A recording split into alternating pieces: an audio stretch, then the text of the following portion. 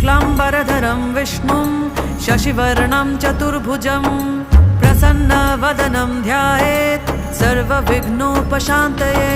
व्यासं वसिष्ठनप्तारं शक्तिः पौत्रमकल्मषं पराशरात्मजं वन्दे शुकतातं तपोनिधिं।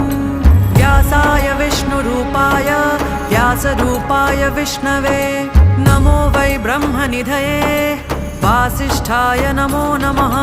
अविकाराय शुद्धाय नित्याय परमात्मने सदैकरूपरूपाय विष्णवे सर्वजिष्णवे।